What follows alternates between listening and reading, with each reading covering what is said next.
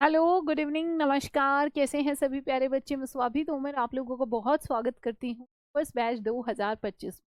एक बार जो है फटाफट से सारे प्यारे बच्चे क्लास में आ जाएंगे। उसके बाद जो है आज की क्लास को ठीक है, जिसमें आप सभी क्या पढ़ने वाले हो।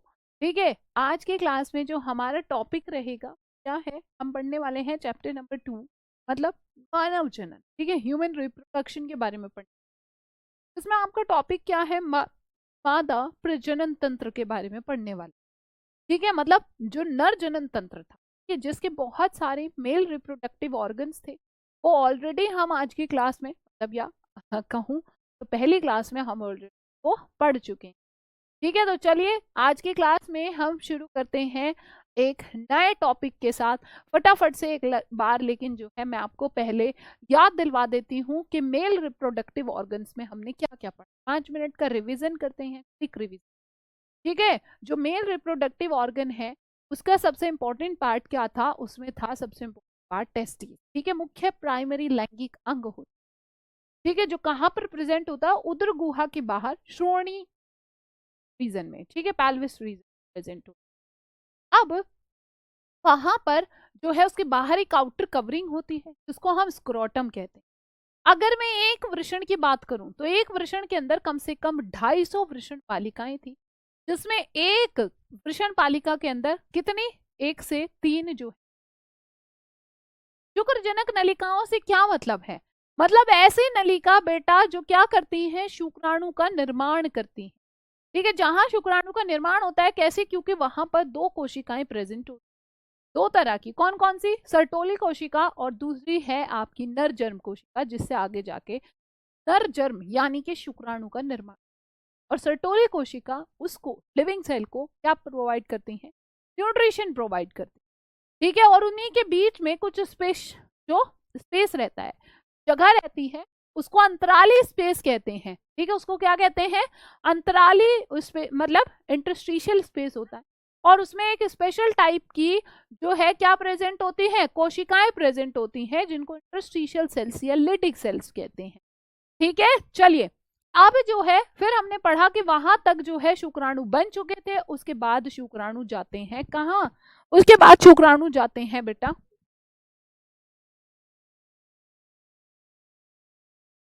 ठीक है। अब बताएंगे सभी प्यारे बच्चे, क्या सभी प्यारे बच्चों को जो है आवाज क्लियर है?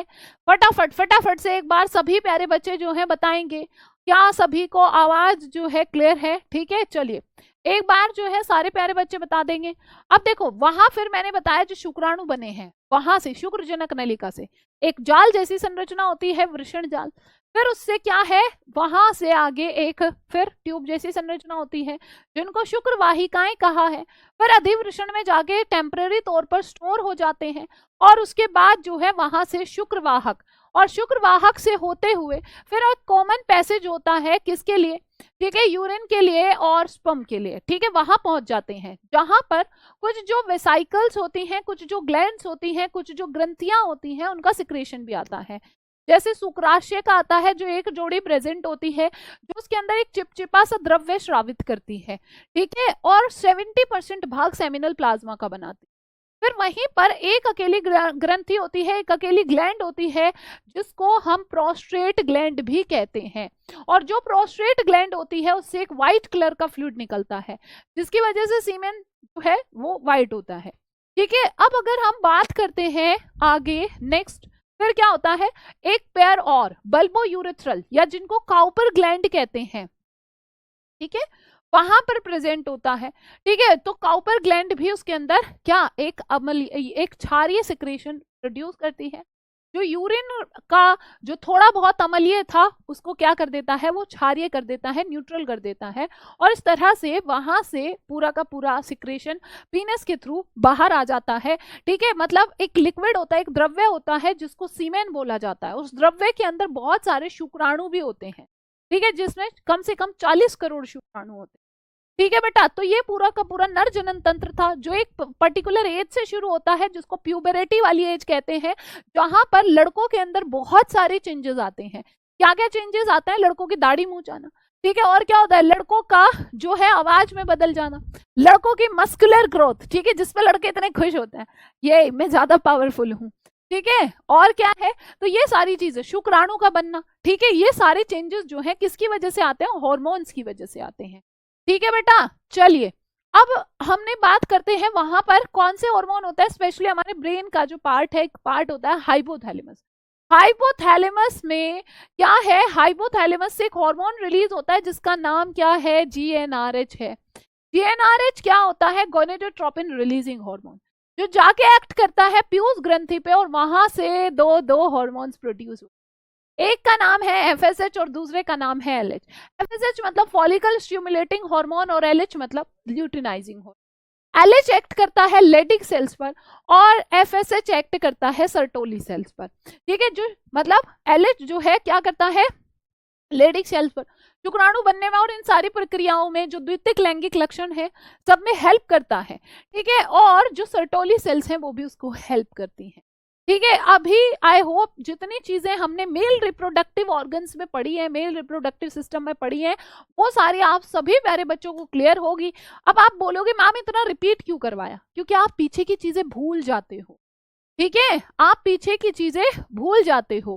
फटाफट अगर जितना मेल रिप्रोडक्टिव सिस्टम बताया है, रिवाइज करवाया है, वो अगर आपको क्लियर है तो सभी प्यारे बच्चे जो हैं एक बार फटाफट बायो वाला हार्ट भेज देंगे। ठीक है, गुड इवनिंग खुशी मिश्रा, नितिन, निखिल, प्रवीण। चलिए, तो अगर मेल रिप्रोडक्टिव सिस्टम आप लोगों को क्लियर है तो हम आज के टॉपिक यानी कि फीमेल रिप्रोडक्टिव सिस्टम पर चलते हैं कि फीमेल रिप्रोडक्टिव सिस्टम क्या होता है।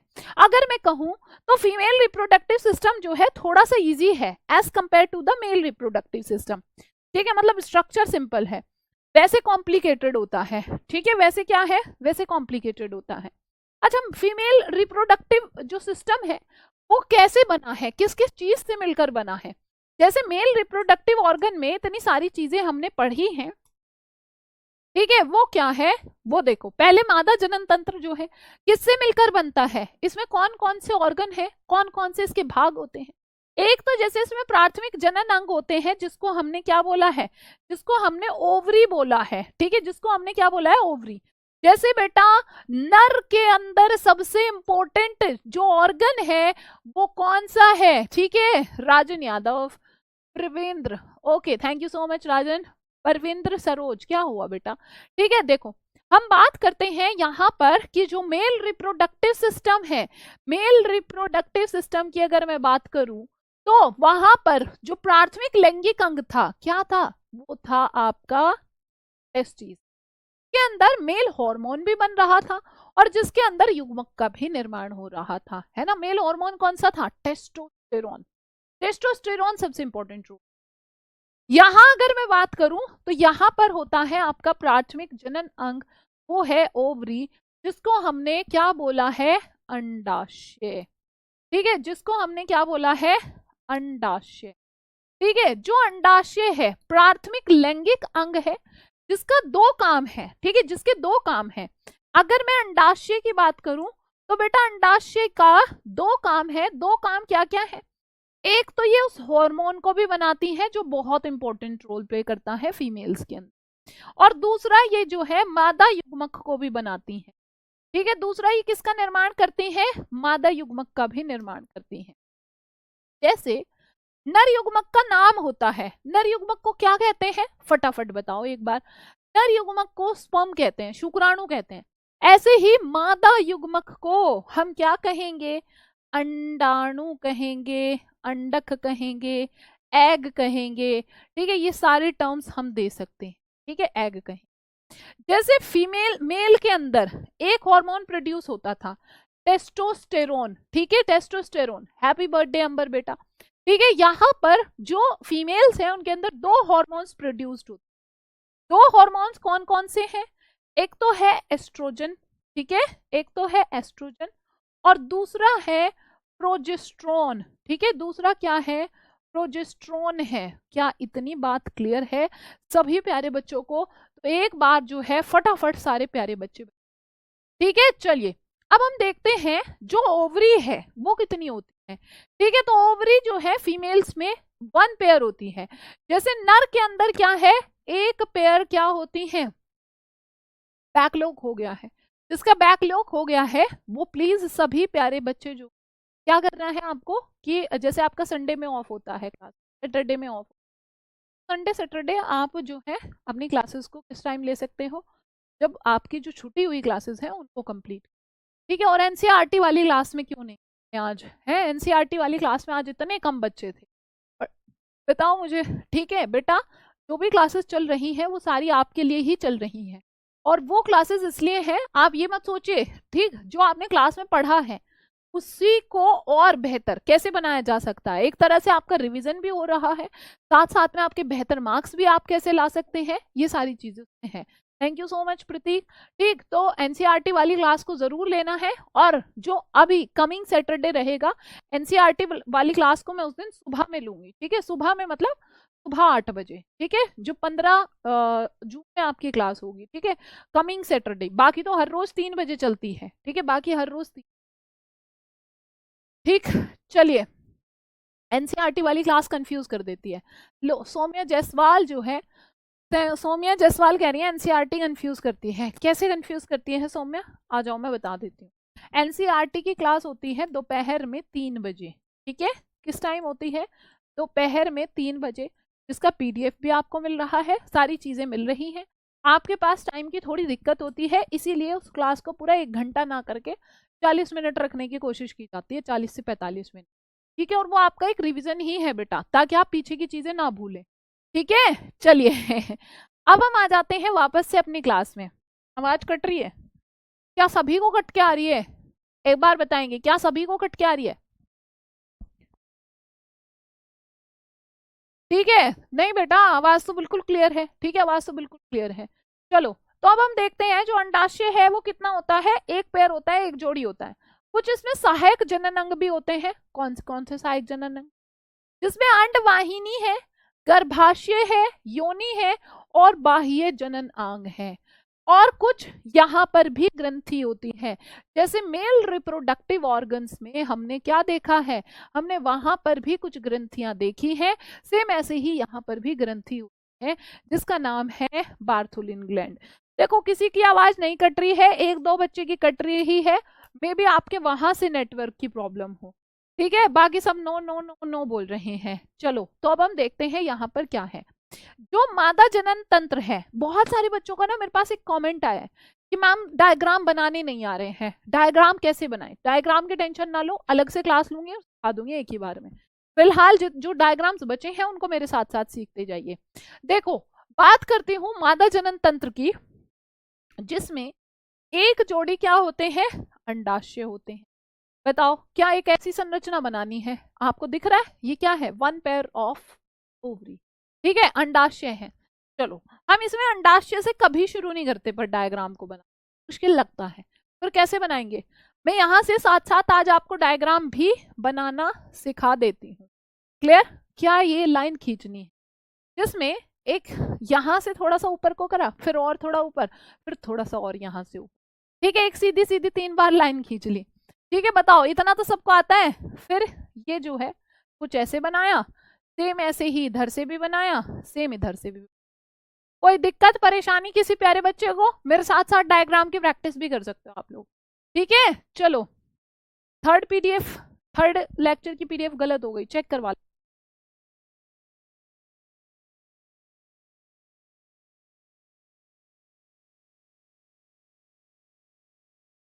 हाँ, डायग्राम इंपॉर्टेंट है, डायग्राम आपको आना चाहिए, ठीक है, डायग्राम इंपॉर्टेंट है। देखो यहाँ पर, अब ये क्या है, ये है अंडाशय, अब बनाओ अंडाशय, ठीक है, ये बनाओ अंडाशय। अच्छा, साथ साथ पढ़ते हुए भी चलेंगे, जो अंडाशय है, ठीक है, जो अंडाशय है, ये वाला भाग क्या है बेटा, ये है अंडाशय, और अंडाशय के अंदर क्या बनता है, फीमेल गैमेट, ठीक है, फीमेल गैमेट।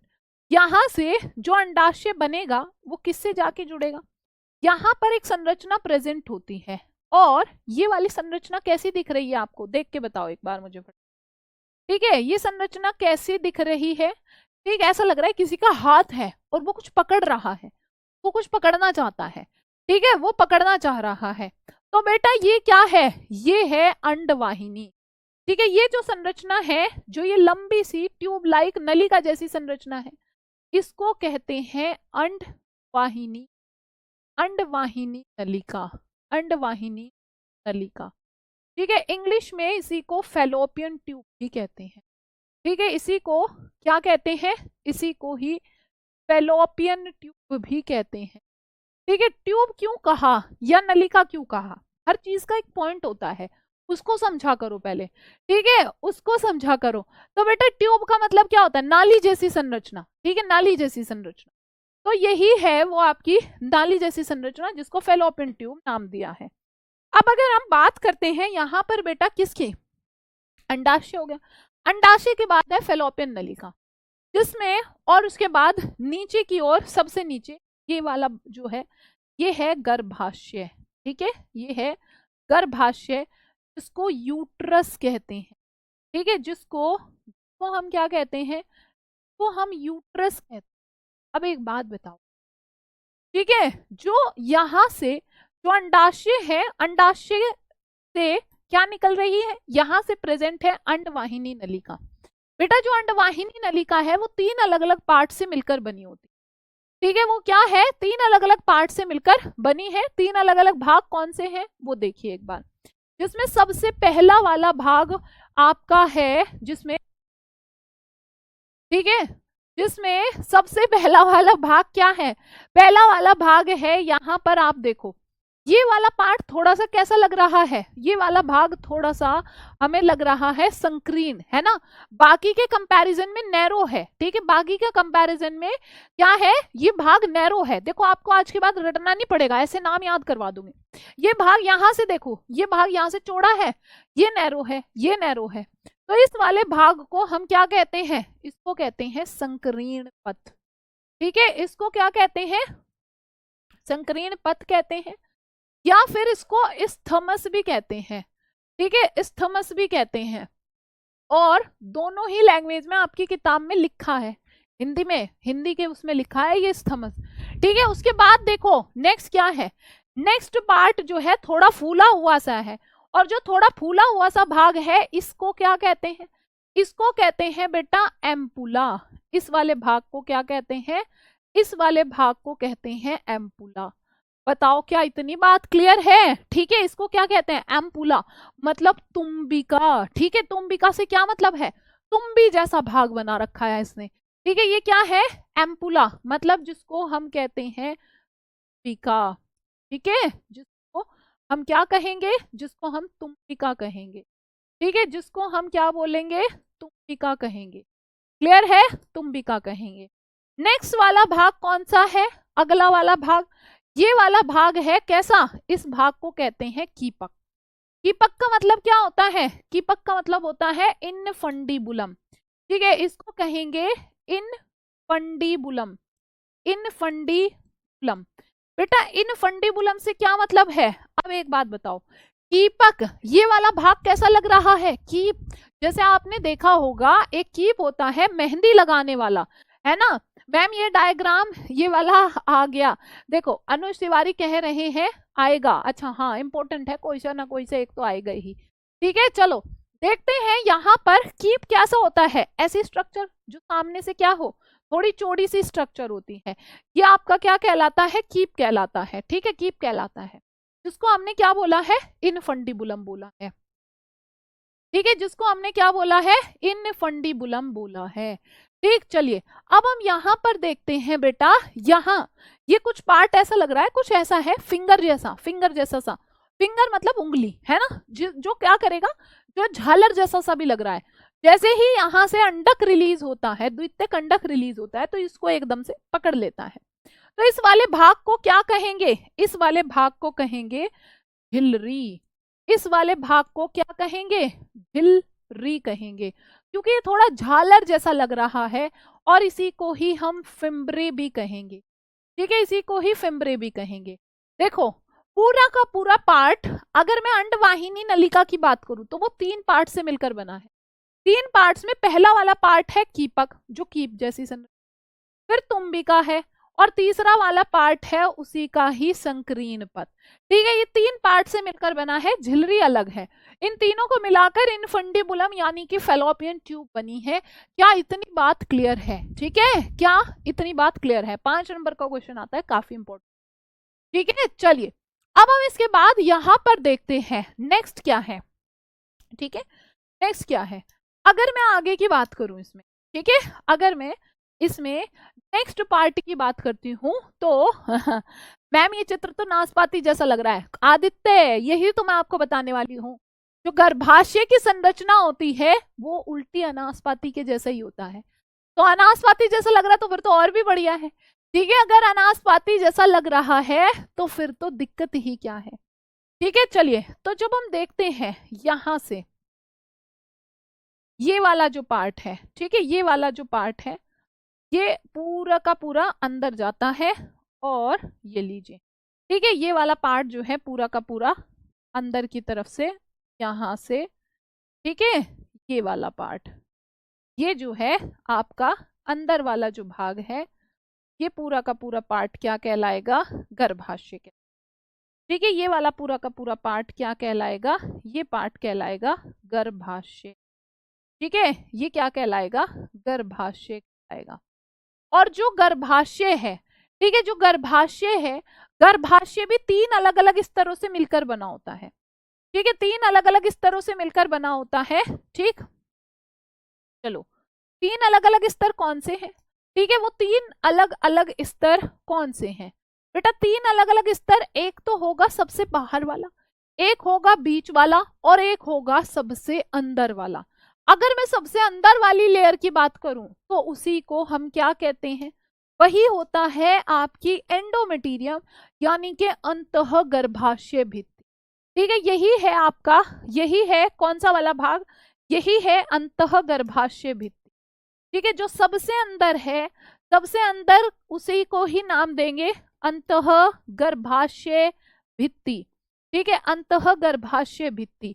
बेटा क्या नाम से समझ में आ रहा है, ठीक है, क्या नाम से समझ में आ रहा है, अंतः का मतलब क्या हुआ, अंतः का मतलब हुआ अंदर, अंतः का मतलब क्या हुआ, अंदर। जो गर्भाशय के सबसे अंदर वाली भित्ति है उसी को क्या नाम दिया है, अंतः गर्भाशय भित्ति, और इसी को ही एंडोमेटीरियम भी कहते हैं, इसी को एंडोमेटीरियम भी कहते हैं। ठीक है, इसको क्या कहते हैं बेटा, एंडोमेटीरियम भी कहते हैं। अभी क्लियर है सारे प्यारे बच्चों को, बता दो एक बार फटाफट। अगर सारे प्यारे बच्चों को यहां तक चीजें क्लियर है तो एक बार सभी प्यारे बच्चे बताएंगे। ठीक है, अंतः गर्भाशय भित्ति, और यही भित्ति ब्रेकडाउन।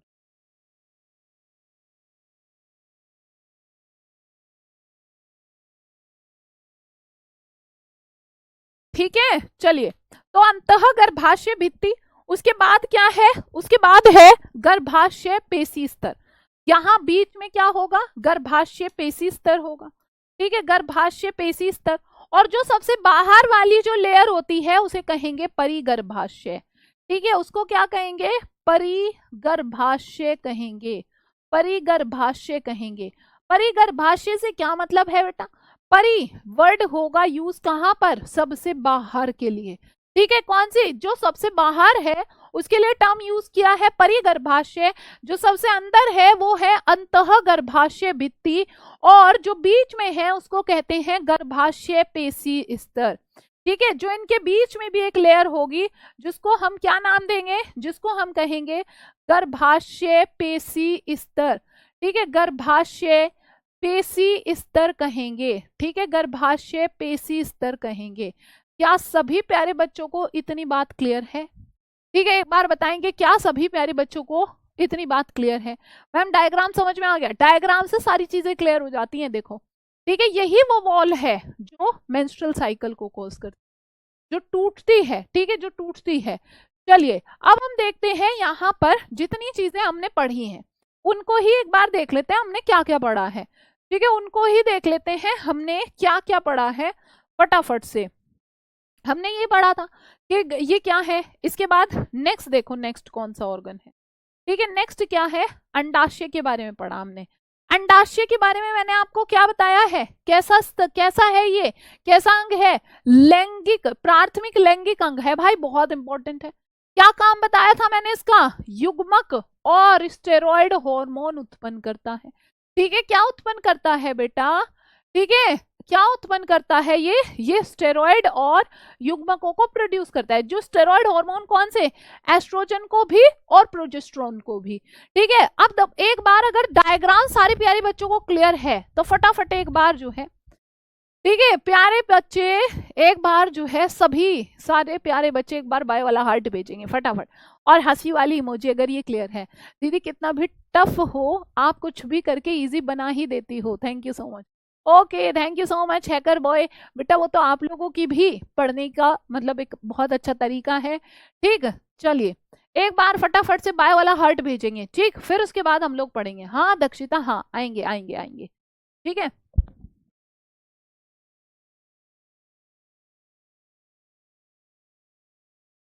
अच्छा एक बार और सभी प्यारे बच्चे ये भी बताएंगे, एक दो बच्चा ये बोल रहा है कि कल की जो बायो वाली पीडीएफ थी वो गलत डली है। ठीक है, परसों का लेक्चर, क्या किसी लेक्चर की पीडीएफ गलत हुई है? ठीक है, क्या किसी पीडीएफ की किसी लेक्चर की पीडीएफ गलत डली है तो फटाफट एक बार बता दें। गलत है तो रॉन्ग रॉन्ग रॉन्ग लिख देंगे, सही है तो राइट राइट राइट लिख देंगे। ठीक है, क्या किसी पीडीएफ कोई से लेक्चर की पीडीएफ गलत डल गई हो, मतलब आगे पीछे या किसी और सब्जेक्ट की, तो रॉन्ग रॉन्ग रॉन्ग कर देना है, सही है तो राइट राइट राइट कर देना है। ठीक है, चलिए फटाफट से। ओके बहुत बढ़िया, इतने सारे बायो वाले हार्ट देख के तो मजा आ गया। ठीक है, देखते हैं अब यहाँ पर आ जाते हैं। ठीक है, no no no no, okay मतलब सारा सही है। ठीक है, right right right right right, okay ठीक है। तो बेटा जो रॉन्ग बोल रहा है एक दो बच्चों, वो रॉन्ग कैसे बोल रहा है? आप लोग ठीक से देखिए, फिर बाकी सब राइट बोल रहे हैं, मतलब 95% बच्चे राइट बोल रहे हैं, एक दो बच्चा रॉन्ग बोल रहा है। ठीक है, तो रॉन्ग वाले प्लीज एक बार चेक कीजिएगा, नहीं तो क्लास के बाद मैं एक बार खुद भी चेक कर लूंगी। ठीक है, चलिए अब देखते हैं जो अंडाशय है वो कैसा है। अंडाशय है प्राथमिक लैंगिक अंग, प्राथमिक लैंगिक अंग जिसका काम मैंने दो बताए थे, युग्मकों को भाई प्रोड्यूस करता है और स्टेरॉइड हार्मोन एस्ट्रोजन प्रोजेस्टेरोन दोनों ही बहुत इंपॉर्टेंट रोल प्ले करते हैं। अंडाशय की लंबाई कितनी होती है? 2 से 4 सेंटीमीटर, बस इतनी सी होती है, बहुत बड़ी नहीं होती। 2 से कितनी? 4 सेंटीमीटर होती है। कहाँ होती है? श्रोणी भित्ति और गर्भाशय से लिगामेंट्स के द्वारा जुड़ी होती है। ठीक है, कहाँ पर होती है? जो श्रोणी भित्ति है और गर्भाशय में, ठीक है, मतलब ये भी जुड़ी होती है। जैसे मैंने अभी आपको यहाँ डायग्राम दिखाया था कि ये आपके क्या है, ओवरी अंडाशय, ये यहाँ गर्भाशय से, और जो श्रोणी भित्ति होती है उसमें किसके द्वारा जुड़ी होती है? ये एक संरचना होती है जिसको हम लिगामेंट्स कहते हैं। ये किसके द्वारा जुड़ी होती है? इन लिगामेंट्स के द्वारा जुड़ी होती है। ठीक है बेटा, कैसे जुड़ी होती है?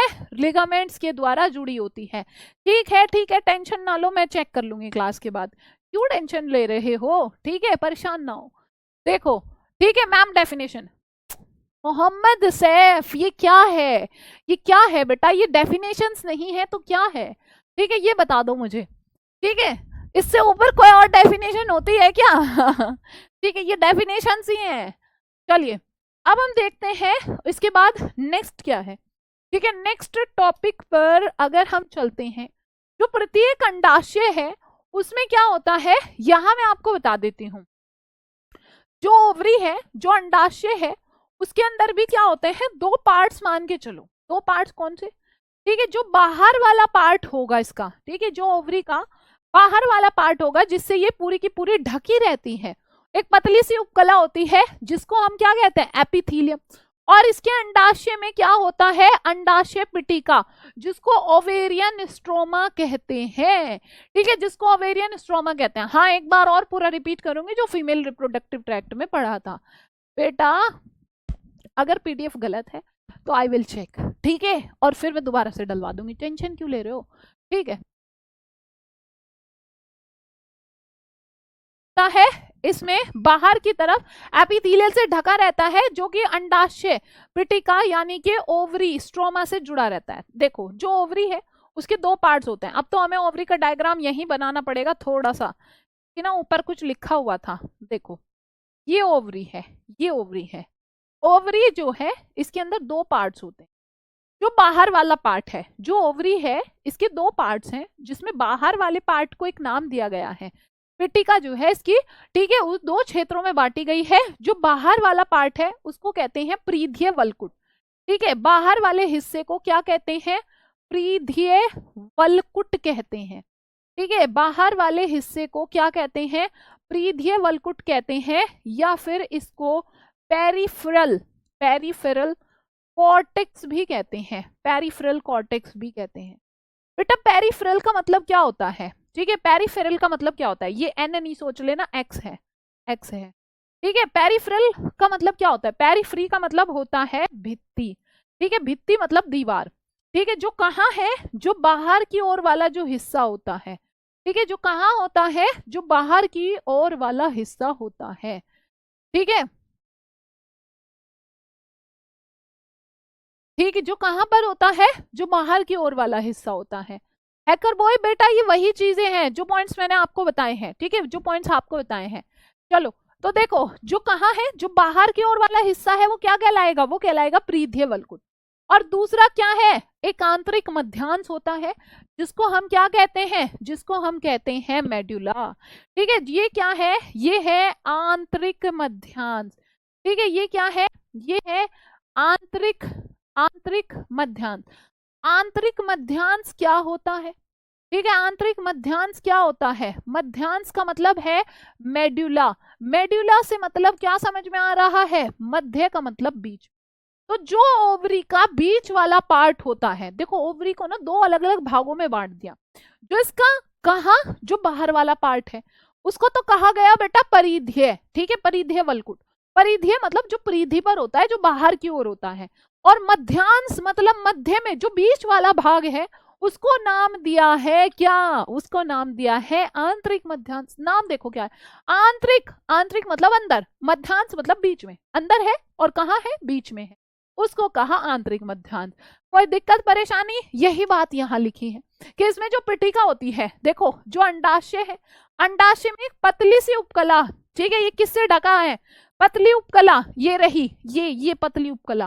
ठीक है, मतलब ये पतली सी एक झिल्ली जैसी सी संरचना से ढका रहता है। उस पतली उपकला को हम कहते हैं एपिथीलियम। ठीक है, एपिथीलियम कहते हैं, या फिर इसको उपकला भी कहेंगे। ठीक है, उपकला भी कहेंगे। और ये जो एपिथीलियम है, जो कि अंडाशय पिटिका मतलब ओवेरियन स्ट्रोमा से जुड़ा रहता है। और ये जो पिटिका है, इसको दो क्षेत्रों में बांटा गया है, जिसका नाम क्या है?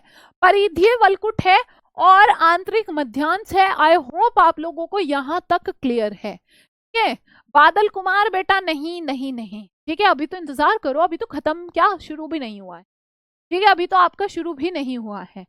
ठीक है, चलो उसके बाद नेक्स्ट क्या है? ठीक है, नेक्स्ट पॉइंट पर चलते हैं। नेक्स्ट पॉइंट क्या है? नेक्स्ट पॉइंट है अंडवाहिनी। ठीक है, नेक्स्ट पॉइंट क्या है? अंडवाहिनी। देखो जो अंडवाहिनी है, अंडवाहिनी को हम क्या नाम देते हैं? अंडवाहिनी को क्या नाम देते हैं? अंडवाहिनी को दो नाम देते हैं। एक तो फेलोपियन नलिका है और दूसरा उसी को डिंब वाहिनी नलिका भी कहते हैं। एक तो क्या है? एक तो है फेलोपियन नलिका और दूसरी क्या है? दूसरी है डिंब वाहिनी नलिका। कितनी कैसी संरचना होती है? अभी बना के दिखाया था आपको, नलिका जैसी। ठीक है, ऐसा लग रहा है देखने में जैसे क्या हो? जैसे कोई नली जैसी संरचना, नलिका जैसी संरचना होती है, जो कितनी लेंथ जिनकी होती है? 10 से 12 सेंटीमीटर। ठीक है, जो कितनी लंबी होती है? जो सिर्फ और सिर्फ 10 से 12 सेंटीमीटर लंबी होती है। मोनू पटेल तो इंग्लिश में मिल कहाँ रहे हैं आपको नोट्स? हिंदी में मिलते हैं नोट्स।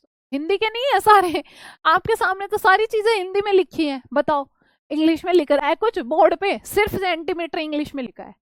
ठीक है, बाकी तो मुझे तो सारे वर्ड्स हिंदी में दिख रहे हैं। ठीक, चलिए अब हम देखते हैं यहाँ पर क्या है। जो डिंब वाहिनी है वो कैसी है? ठीक है, वो कैसी है? 10 से 12 सेंटीमीटर लंबी होती है। ठीक है, और ये प्रत्येक अंडाशय की परिधि से चलकर कहाँ तक जाती है? गर्भाशय। जो वर्ड लिखा है उसी को समझना है, कुछ और करना ही नहीं है। ठीक है, कुछ और करना ही नहीं है। ये मेरे हैंड रिटन नोट्स हैं और खुद के। देखो इधर, ये क्या है? यहाँ पर है अंडाशय। ठीक है, यहाँ पर क्या है? अंडाशय। बेटा अंडवाहिनी यहाँ से शुरू हुई। ठीक है, यहाँ से शुरू, तो कहां से शुरू हो रही है? अंडाशय से शुरू हो रही है, और अंडाशय से शुरू होकर कहां तक पहुंच रही है? गर्भाशय तक पहुंच रही है। क्या इस पॉइंट में कुछ याद करना, कुछ रटना, कुछ कोई दिक्कत, कोई परेशानी है? बता दो एक बार फटाफट से। ठीक है, क्या है बेटा, क्या इसमें कोई परेशानी है? अर्पित मौर्य बेटा इंतजार तो करो, टॉपिक पे आने तो दो। जब टॉपिक पे आएंगे तो तभी जो है, तभी आपको समझ में। ठीक है, चलो। मोनू अभी कौन सी क्लास चल रही है बेटा? बायो की चल रही है ना? ठीक है, चलो अब हम देखते हैं यहाँ पर क्या है। फटाफट से जितनी चीजें पढ़ी हैं उनको मैं एक और बार रिवाइज करवा देती हूँ, ताकि किसी भी प्यारे बच्चे को कोई दिक्कत ना हो। एक दो बच्चे को थोड़ी सी दिक्कत है समझने में, उसको मैं दोबारा डायग्राम बनाती हूँ, दोबारा एक्सप्लेन करती हूँ। ठीक है, चलिए। ओके सोनी सिंह,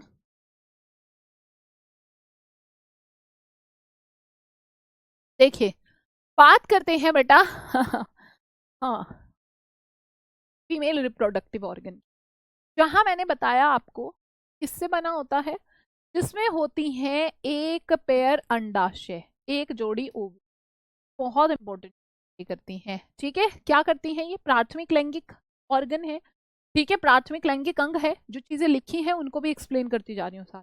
जिसका काम क्या है? युग्मक निर्माण करना और दो हॉर्मोन्स, जो स्टेरॉइड्स होते हैं, जिसका नाम है एस्ट्रोजन और प्रोजेस्टेरोन। अब देखो यहाँ पर फिर हम आ जाते हैं, ये आगे क्या है? उसके बाद है अंडवाहिनी, तो हमने फेलोपियन ट्यूब, तो तीन पार्ट से मिलकर बनी है। ठीक है, यहाँ एक ये झिल्ली जैसी संरचना है, झालर जैसी संरचना है, जिसका नाम हमने क्या दिया है? जिसका नाम हमने दिया है झिल्ली। ठीक है, जिसका नाम हमने क्या दिया है? झिल्ली दिया है। यहाँ पर क्या है? जो फेलोपियन ट्यूब है तीन पार्ट से मिलकर बना है। पहला कीप जैसा भाग है, तो उसको कीपक नाम दिया है। दूसरे का नाम है एम्पुला, आगे जो कैसा है? तुम्बिका जिसको कहते हैं। ठीक है, जो तुम्बा जैसा मुंह फुला रखा है, मतलब ये थोड़ा मोटा सा होता है, ऐसे भी याद रख सकते हो। ठीक है, उसके बाद क्या है? नेक्स्ट है संकीर्ण पथ। संकीर्ण पथ का नाम मतलब क्या है? संकीर्ण का मतलब होता है पतला सा। ठीक है, पतला सा, तो ये संकीर्ण है, बाकी इसके कंपैरिजन में पतला है। ठीक है, दूसरा। फिर हम आते हैं नेक्स्ट, आगे क्या है? ये तीनों पार्ट्स हो गए आपके फेलोपियन ट्यूब के, ये और ये। ठीक है, फिर है आपका गर्भाशय। फिर क्या है? गर्भाशय है। गर्भाशय जो है ये भी तीन स्तरों से मिलकर बना है। ठीक है, जिसमें आपका क्या है? सबसे अंदर वाली जो स्तर है वो सबसे इंपॉर्टेंट है, जिसका नाम क्या है? अंतः गर्भाशय। ठीक है, जिसका नाम क्या है? अंतः गर्भाशय। अब बताओ, आई होप इतनी चीजें जो मैंने आपको बताई हैं वो सब आपको क्लियर रही हूं। ठीक है, अब बताओ, यही सारी चीजें हमने इस डायग्राम में पढ़ी। ठीक है, ठीक है, वही सब। ये क्या था? ओवरी, अंडाशय। फिर हमने पढ़ा कि ये संरचना क्या कहलाती है? कीपक। फिर है एम्पुला जिसको तुम्बिका कहते हैं। फिर है उसके बाद संकीर्ण पथ जिसको स्तमस कहते हैं। ठीक है, पूरा तीनों मिला के क्या बनाया? अंडवाहिनी, एक झिल्ली जैसी संरचना है। जो गर्भाशय है वो तीन स्तर से मिलकर बना है। गर्भाशय पेशी स्तर बीच वाला, परिगर्भाशय सबसे बाहर वाला, अंतः गर्भाशय स्तर, अंतः मतलब अंदर, ठीक है, नाम से भी याद रख सकते हो, वो सबसे अंदर वाला। क्लियर? चलो अब हम इसके बाद चलते हैं। फिर हमने एक एक ऑर्गन को पढ़ना शुरू किया, जिसमें हमने क्या पढ़ा कि जो मादा जनन तंत्र है वो तीन अलग अलग पार्ट से मिलकर बना है, जिसमें प्राथमिक लैंगिक अंग, जिसमें हम ओवरी अंडाशय के बारे में पढ़ते हैं। मनोज फेलोपियन ट्यूब का पार्ट है बेटा। ठीक, चलिए अब हम देखते हैं यहाँ पर नेक्स्ट क्या है? सहायक जनन अंग, अंडवाहिनी, गर्भाशय, योनि और बाह्य जनन तंत्र, इनसे मिलकर बनता है। इसमें क्या ग्रंथि होती है? एक ग्रंथि होती है जिसका नाम है बार्थोलिन ग्रंथि। अंडाशय क्या है? प्राथमिक लैंगिक अंग है भाई। दो काम है, युग्मक और स्टेरॉइड हार्मोन बनाना। कितना लंबा है? 2 से 4 है। इतनी सी बात बस। ये गर्भाशय और श्रोणि भित्ति में लिगामेंट के द्वारा जुड़ा होता है। फिर हमने पढ़ा कि जो गर्भाशय है वो कितना, उसको सॉरी गर्भाशय नहीं, जो अंडाशय है वो क्या है बेटा? 2 पार्ट से मिलकर बना है। 2 पार्ट्स कौन से? इसमें जो बाहर वाला जो रीजन है, जो बाहर वाला पार्ट है, उसको कहते हैं परिधीय वलकुट, यानी कि पेरिफेरल कॉर्टेक्स। परिधि का मतलब क्या है, जो दीवार के साइड वाला भाग होता है, ठीक है, जो क्या होता है, दीवार के साइड वाला, उसको कहते हैं परिधि। और जो बीच में है उसको आंतरिक मध्यांश बोला है। बस हो सकता है नाम आपने पहली बार लिया हो, ठीक है, नाम आपने क्या किया है, पहली बार सुना है, तो थोड़ा सा जो है याद करने में दिक्कत हो, ठीक है। चलिए जो आप लोग बीच में ये करते हो ना, हाँ मेमोरी ग्लैंड भी है, मेमोरी ग्लैंड को पर अलग से पढ़ेंगे, ठीक है, मेमोरी ग्लैंड को अलग से पढ़ेंगे।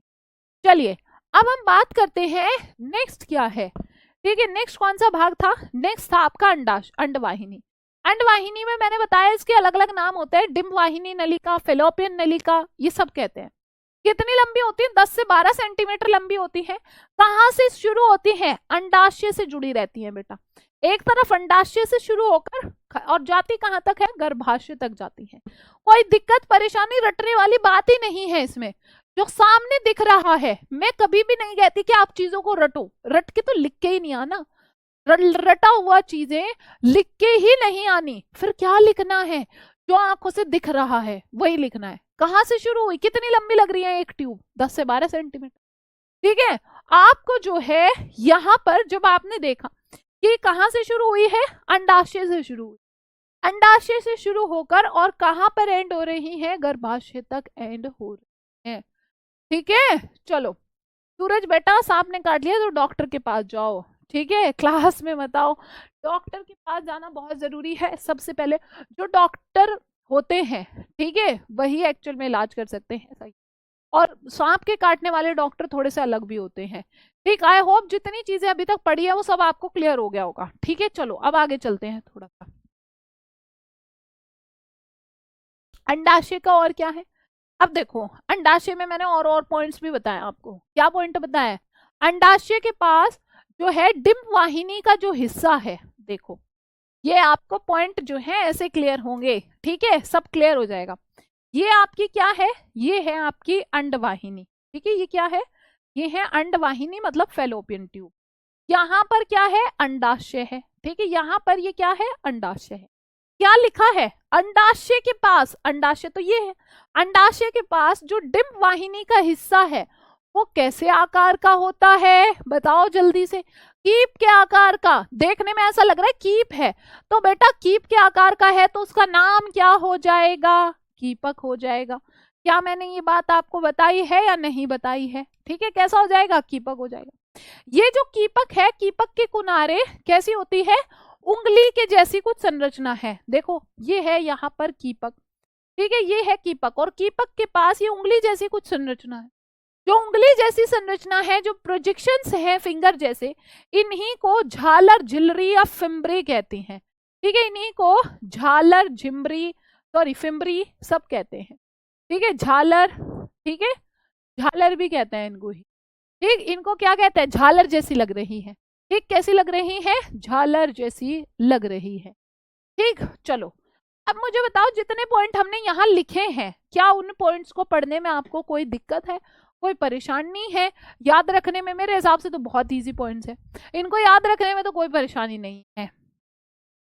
जो अंडवाहिनी है उसके 3 भाग होते हैं, 3 भाग कौन कौन से 3 भाग होते हैं, एक तो संकीर्ण पथ है जिसको हम क्या कहते हैं, जिसको हमने स्थमस कहते हैं, ठीक है, हाँ बिल्कुल। एक बच्चा कह रहा है जैसे मैम मेहंदी का कीप होता है, बहुत बढ़िया सही एग्जाम्पल दिया है, जैसे मेहंदी का कीप होता है, ठीक है। चलिए और उसके बाद नेक्स्ट क्या है, ठीक है, नेक्स्ट क्या है, आपने देखा कि इसमें से एक भाग तो कैसा होता है, एक पार्ट तो संकीर्ण होता है, ठीक है, आधा पार्ट बनाते हैं, ये वाला पार्ट कैसा है, ये संकीर्ण है, ये नैरो है, तो इस वाले भाग का नाम क्या हुआ, संकीर्ण हुआ। फिर आगे थोड़ा फूला हुआ है, ये हुआ तुम्बिका, और नेक्स्ट पार्ट मैंने बताया था थोड़ा कैसा होता है, कीप जैसा होता है, जिसको हम नाम देते हैं कीपक, यानी कि इनफंडिबुलम, इनके इंग्लिश में भी नाम लिखे हुए हैं, ठीक है, इसको क्या कहते हैं, इनफंडिबुलम। अच्छा एक पॉइंट जहां पर बहुत बार क्वेश्चन आपसे पूछा जाता है एग्जाम में भी, ठीक है, वो कौन सा पॉइंट है, वो पॉइंट ये है बेटा कि जो निषेचन है, निषेचन कहां पर होता है, फेलोपियन नलिका की अगर मैं बात करूं तो उसमें निषेचन कौन सी साइट पर होता है, निषेचन कौन सी जगह पर होता है, तो बेटा वो रीजन होता है तुम्बिका, मतलब एम्पुला वाला जो रीजन है वो बहुत बहुत बहुत इंपॉर्टेंट, ठीक है, जो एम्पुला है वो बहुत इंपॉर्टेंट है, क्योंकि एम्पुला में ही क्या होता है, एम्पुला के अंदर ही फर्टिलाइजेशन होता है। मतलब फर्टिलाइजेशन कैसे, देखो यहां बताती हूँ। जैसे आपने देखा कि ये वाला आपके पास क्या है, फीमेल रिप्रोडक्टिव ऑर्गन है। ठीक है, ये क्या है, फीमेल रिप्रोडक्टिव ऑर्गन, जिसमें आपने क्या देखा, ये है आपके पास यहाँ पर क्या, अंडाशय। अंडाशय के अंदर जो अंडक बना वो यहां से निकला और वो यहाँ कीपक तक आता है और फिर एम्पुला में आता है, अंडक आ गया। ठीक है, जो शुक्राणु आते हैं, ठीक है, जो शुक्राणु आते हैं वो शुक्राणु भी मूव करेंगे और कहां तक जाते हैं, वो इस वाले रीजन तक जाते हैं। ठीक है, कौन से रीजन तक जाते हैं, एम्पुला वाले रीजन तक जाते हैं। और यहाँ पर कौन सा रीजन है, एम्पुला रीजन पे जाते हैं। और जब ये एम्पुला रीजन पर पहुंच जाते हैं तो एम्पुला ही वो रीजन है, वो जगह है। ठीक है, एम्पुला ही वो जगह है जहां पर एक्चुअल में फर्टिलाइजेशन होता है। ठीक है, जहां पर क्या होता है, जिसमें निषेचन होता है। ठीक है, इसमें क्या है, यहां पर ही निषेचन होता है। क्लियर, यहां पर ही क्या होता है, निषेचन होता है। बेटा पहले क्या होता था कि दक्षिता फर्टिलाइजेशन स्टार्ट नहीं हुआ, वो एक पॉइंट बता रही हूँ। ठीक है, वो एक पॉइंट बता रही हूँ बेटा। ठीक है, देखिए यहां पर क्या है, जहां पर फर्टिलाइजेशन बेटा होता है। ठीक है, जहां पर क्या होता है, फर्टिलाइजेशन होता है। ठीक, ये वाली जगह है। पहले क्या माना जाता था, हाँ देखो एक बच्चा अभी भी कमेंट कर रहा है कि मैम स्टमस और एम्पुला जंक्शन पर होता है। ये पहली जो पुरानी एनसीईआरटी है आपकी, अगर आप उसमें देखोगे तो वो एम्पुला स्टमस जंक्शन दिया है आज भी, पर वो गलत है। ठीक है, वो गलत है, वहां पर नहीं होता है। जो फर्टिलाइजेशन होता है उसकी एक्चुअल साइट होती है एम्पुला।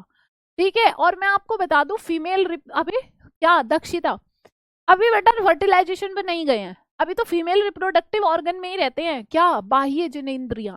ठीक है, तो अभी तो नहीं हुआ है आपका, अभी तो बहुत सारी चीजें बचती हैं, तो हम आगे कल की क्लास में कंटिन्यू करेंगे। ठीक है, जिनको हम कल पढ़ेंगे आई होप। पर लेकिन जितनी चीजें हमने आज की क्लास में पढ़ी हैं, ठीक है, वो सारी चीजें आप लोगों को क्लियर होंगी। ठीक है, वो आपको सब समझ में आया होगा। और एक बार फटाफट सारे प्यारे बच्चे बता देंगे कि जितनी चीजें हमने आज पढ़ी हैं क्या वो आपको क्लियर है, तो इधर फटाफट से बायो वाला हार्ट भेज देंगे। ठीक है, चलिए। नहीं प्रिया बेटा, निषेचन जो है जहां पर जिस साइड एग होगा तो वहीं पर ही फर्टिलाइजेशन होगा।